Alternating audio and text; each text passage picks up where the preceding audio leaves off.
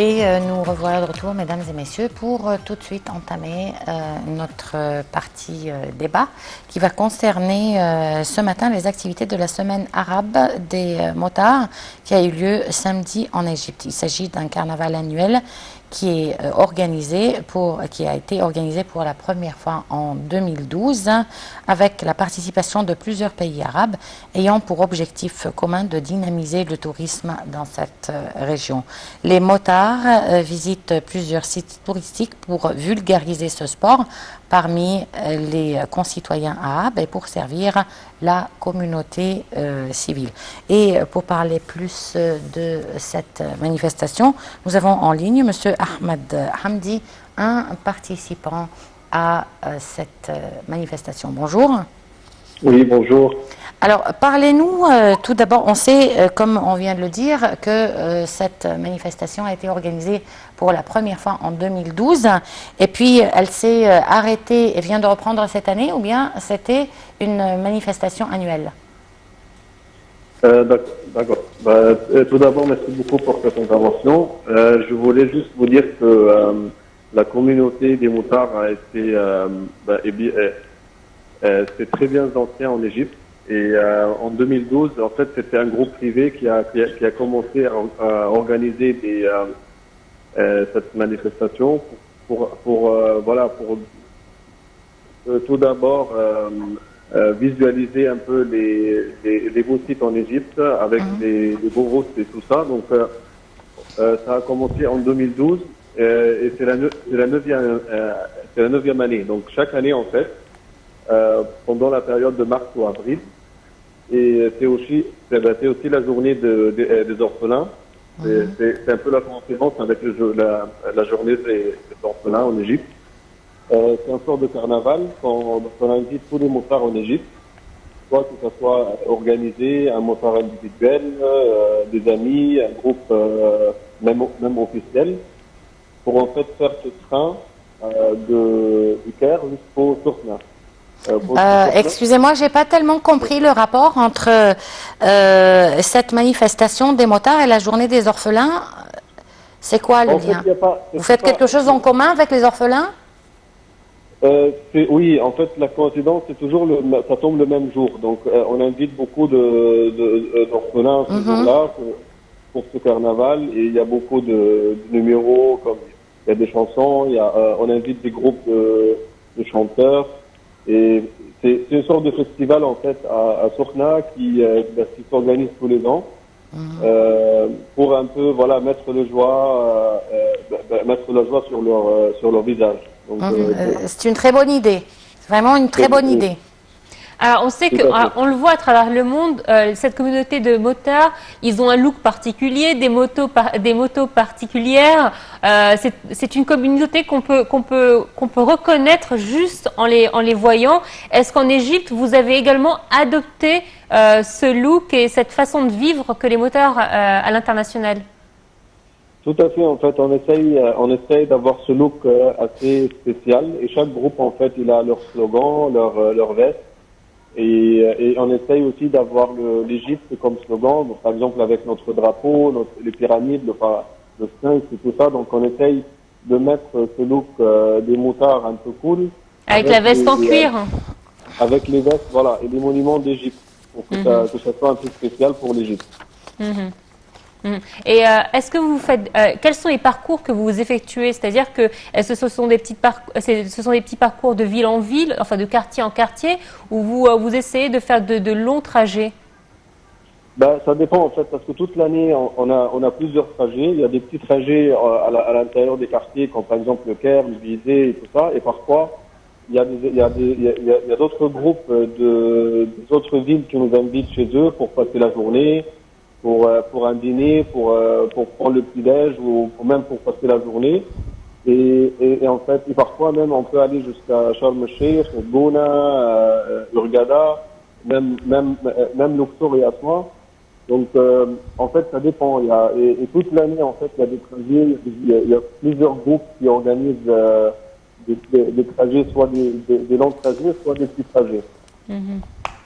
Quels sont vos profils? C'est-à-dire que quand on voit un motard, moi quand je vois un homme en veste en cuir et avec une petite barbe, des fois les cheveux assez longs, on n'arrive pas à imaginer qui est derrière cette personne. Est-ce qu'on peut trouver par exemple des architectes, des avocats, des médecins? Vous avez des profils différents?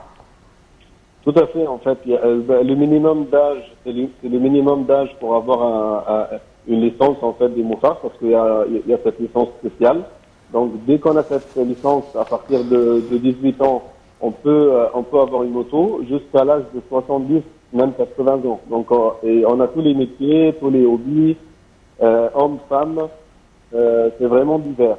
Donc, vous pouvez trouver tout genre de profession et on a tous, voilà, cet hobby, ce point commun, c'est l'amour des motards.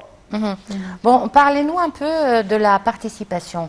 Normalement, la semaine arabe, donc, ça doit obligatoirement regrouper des pays arabes aussi. Et est-ce que ça se tient toujours en Égypte ou bien il y a des plans pour que ça se tienne dans un autre pays arabe? Donc, chaque année, en fait, à partir de 2012 jusqu'à 2020, pendant la même période, normalement c'est pendant la période de mars, mais bon, cette année, parce que c'était une année exceptionnelle, donc on l'a reporté jusqu'au mois d'octobre. Mais en fait, à partir de 2012, c'était au mois de mars. Et l'invitation, c'est officielle pour tous les pays arabes. On reçoit par exemple parfois de la Jordanie, du Liban, Libye, l'Arabie Saoudite. Et chaque année, en fait, c'est en Égypte. Et parfois, pendant l'année, on reçoit aussi des invitations d'autres pays selon leur calendrier. Donc, chaque année, c'est au mois de mars en Égypte. Et parfois, c'est dans d'autres mois pendant l'année, dans d'autres pays arabes. Et quel est le trajet que vous réalisez? Ben, le trajet, c'est à partir du Caire. On se regroupe tous depuis le Caire, en fait, jusqu'au Sokhna. Donc ça, vous le faites environ en 2 heures, 2h30? Voilà, tout à fait. En fait, la vitesse, elle est limitée à 100, 120. Donc, on essaye d'avoir, pour voilà, tout ce qui est sécurité, garde de la route et tout ça. Donc, on roule pas très vite. Et ça dépend du nombre aussi des motards. Parce que si on a beaucoup de motards, il faut bien l'organiser. Donc, on roule pas très vite. Donc, si le trajet fait presque 200 km, on le fait pendant 2 heures, 2 heures et demie. Bon, parlez-nous un petit peu des routes maintenant, parce que à partir de 2012 jusqu'à maintenant, sûrement que vous avez réalisé une grande évolution sur le plan de l'infrastructure. Tout à fait. En fait, maintenant, la communauté des motards, elle s'est même triplée ou quadruplée. Donc, on trouve souvent des motards, des scooters, des bicyclettes et tout ça. Donc, les routes ont franchement évolué depuis 2012. Pendant, voilà, il y a 9 ans maintenant. On trouve beaucoup de routes, même sur le niveau international. Ça commence un peu à débattre sur le niveau international. Et on a beaucoup de trajets, des longs trajets, des petits trajets. Et maintenant, on a beaucoup d'options. Avant, il n'y avait pas cette option en fait sur la route. On avait juste des routes limitées pour que ça soit bien sécurisé et bien large pour accepter les motards ainsi que les véhicules. Maintenant, on a plusieurs routes qui englobent toute l'Égypte, ce qui est très, très bien. Du coup, on peut faire même des routes en parallèle, des trajets en parallèle. Donc, pas seulement un trajet à un autre, mais bon, on peut avoir quand même 2 ou 3 événements en même temps. Ce qui n'était pas le cas en 2012. Oui, excusez-moi. Est-ce que grâce justement au développement de cette activité, une nouvelle industrie pourrait naître en Égypte dans la fabrication de ce genre de moto? Parce que j'imagine qu'au départ, il n'était pas facile de trouver ce genre de moto en Égypte. Les motos, en fait, ça a été importé. Maintenant, il y a des usines en fait qui fabriquent, soit qui construisent même des motos et des scooters en Égypte. Donc, et même après la vente, on a le service après-vente, on a les produits, les accessoires pour les motards, pour même les motos elles-mêmes.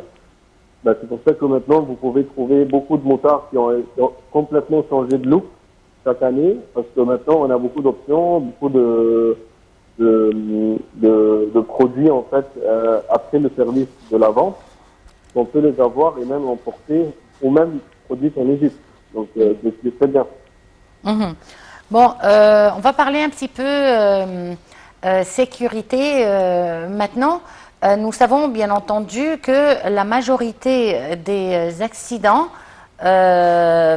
sont, ou je dirais plutôt que les victimes de ces accidents sont des motards. Donc, est-ce Oui. que, surtout avec les jeunes, quand ils voient une telle communauté, bien entendu, ça impressionne les jeunes et ça les encourage à avoir des motos. Donc, quels sont les conseils que vous donnerez à un jeune qui voudrait avoir une moto? Ben, tout d'abord, il faut passer par une école certifiée pour avoir la moto compatible en fait pour la taille, pour tout ce qui est poids, parce qu'en fait, il y a plusieurs motards maintenant, il y a plusieurs motos. Et chaque motard, en fait, il doit savoir exactement sa taille, son poids pour avoir la moto compatible pour elle ou pour lui. Donc ça, c'est la première étape. Avoir une école certifiée, s'approcher à une école certifiée, prendre des cours. Maintenant, il y a plusieurs écoles en Égypte. Il y a plusieurs heures de cours. Et après passer la licence, soit il peut louer, soit il peut acheter une moto. Et les groupes, soit privés, soit publics, en fait, on a le minimum de sécurité, c'est le casque et les gants. Et si, par exemple, on va faire des grands trajets, il y a plusieurs mesures de sécurité à suivre. Et ce qui est très, très, très, très strict, et si quelqu'un il ne respecte pas ces genres de sécurité, on l'élimine même du groupe. Donc, moi, j'étais chez moi de plusieurs groupes, en fait, qui ont éliminé même des motards qui n'ont pas respecté les mesures de sécurité. Mhm. Et ça, c'est vraiment en premier lieu, en fait, les mesures de sécurité. Et chaque motard, en fait, il fait une sorte d'inspection pour son collègue, pour qu'il s'assure que les mesures de sécurité sont bien sécurisées et avant de prendre la route. Alors j'imagine que pour être dans cette communauté, il faut être passionné. C'est la passion qui vous pousse à intégrer une telle communauté. J'imagine également que ça doit vous coûter très cher. C'est une passion qui doit coûter très cher parce que l'appareil en lui-même ou les accessoires coûtent énormément cher. Et j'imagine aussi que vous vous donnez des rendez-vous par semaine pour vous retrouver tous entre amis, non? Je peux vous dire qu'au début, c'était très cher, mais maintenant, comme je vous avais dit, il y a plusieurs, en fait, productions même locales, des casques, des gants, des pantalons et tout ça. Donc, les accessoires, ça devient de moins en moins cher, de moins en moins accessible à tout le monde. Et parfois, il y a des gens qui même prennent leur moto comme leur moyen de transport quotidien, à la place de la voiture. Donc, ça devient de plus en plus accessible et de plus en plus économique, parfois. Parce que vous savez très bien, on a beaucoup d'embouteillages, parfois les heures creuses et tout ça. Donc, la moto, surtout pendant la période d'hiver, c'est très agréable même à la prendre tous les jours, comme un moyen de transport quotidien. Alors c'est vrai que moi j'ai la chance de vous voir des fois dans le Nouveau Caire. Les vendredis matins, vous êtes très nombreux pendant les week-ends, j'imagine, parce que les routes sont beaucoup plus fluides. Tout à fait. Donc, c'est surtout les week-ends qu'on peut trouver des motards, mais même maintenant, en fait, de plus en plus, on peut trouver des motards pendant la semaine, après les heures de travail, même la journée, pour y aller au travail et tout ça. Donc, on les trouve de plus en plus accessibles et sur le plan quotidien que tout le monde qu'avec des occasions comme cet événement au carnaval. Donc la communauté elle s'agrandit, les motos en Égypte ça devient de plus en plus accessible à tout le monde et même les femmes et les jeunes filles en plus ont commencé à avoir des écoles privées pour elles avec avec des instructrices filles ou femmes, comme ça elles peuvent avoir plus de confiance et avoir leur indépendance, d'avoir une moto à louer ou même à acheter. Et vous faites toujours le même trajet ou bien vous diversifiez un petit peu? Maintenant, avec les belles routes qu'on a en Égypte, on a plusieurs options. Donc, parfois, on fait une sorte de vote. Donc, cette semaine, par exemple, on est allé à 6 octobre. La semaine d'après, on va aller à à Sofna. La semaine d'après, on va même faire un plus grand trajet. On peut aller sur Alexandrie. Donc, on a plusieurs routes maintenant. Et c'est surtout des votes, en fait, où on s'amuse. Est-ce qu'avec avec la pandémie du coronavirus, vous avez eu des difficultés à vous retrouver en groupe? Tout à fait, parce que toutes les routes et tous les cafés, les stations d'essence c'était sécurisé et fermé. Donc on a eu beaucoup de fermetures. Du coup maintenant voilà on est un peu on veut tous les jours presque parfois on fait des trajets maintenant pour un peu compenser les mois perdus. Justement pour l'événement qui s'est organisé avec la Semaine arabe des motards, est-ce qu'il y a eu des tests PCR à faire pour pouvoir y participer? Est-ce que vous avez pris en compte justement les mesures préventives pour le coronavirus? Oui, en fait, donc avant le départ, il y avait un test de température pour tout le monde. Donc n'importe quel motard qui va aller sur la route, il faut qu'il passe par cette rapide test de température. Et s'il y a un problème, on l'élimine. Et s'il n'y a pas de problème, il peut prendre la route. Donc voilà, ça a été fait au Caire en fait avant le départ. Alors, Ahmed Hamdi, merci à vous d'avoir participé à notre programme. Je rappelle que vous êtes un des participants de la communauté des motards en Égypte qui ont participé donc à la Semaine arabe des motards. Merci à vous. Voilà, c'est ainsi donc que prend fin cette édition. Merci Nermine. Merci à toi et à toute l'équipe et bien entendu à vous de nous avoir suivis. On se retrouve donc demain à la même heure avec une nouvelle édition de Bonjour l'Égypte et une nouvelle équipe.